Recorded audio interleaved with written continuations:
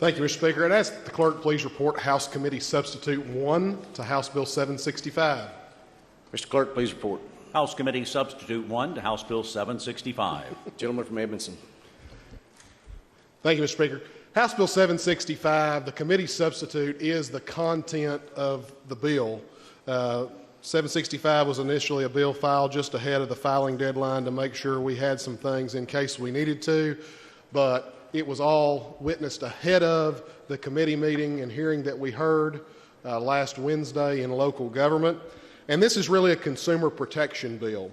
We have third-party tax purchasers in this state who buy tax bills from our local clerk's offices when they have gone delinquent, and that is something that is necessary to make sure that counties get their revenue from those bills that have become delinquent.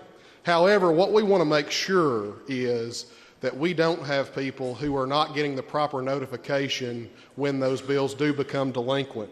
And so what House Bill 765, as amended by this committee substitute 1, does is it says that within 50 days of the delivery of the certificate and at least annually thereafter, that the third-party purchaser must notify by certified mail both the owner of the property of record as well as any mortgagees that are on that property.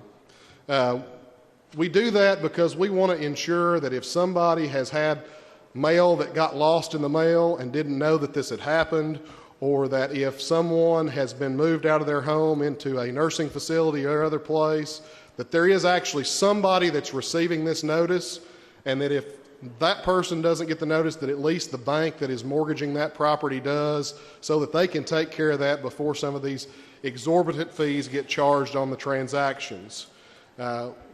Prior to coming to this General Assembly, I paid the bills for the bank where I work, and I saw one of these tax bills that started at $700. A couple of years later, we found out that it was going to be foreclosed on, and as the bank, we took initiative to make sure to protect our interest as the mortgager on that property, and that bill had gone up to over $2,000, and we paid that bill.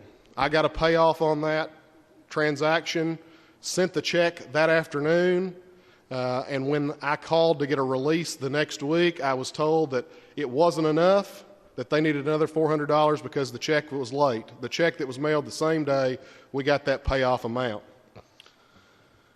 The one other thing that it does say is that at least 45 days before instituting a legal action, that a certified mail notice would have to be sent again if there was a foreclosure action initiated.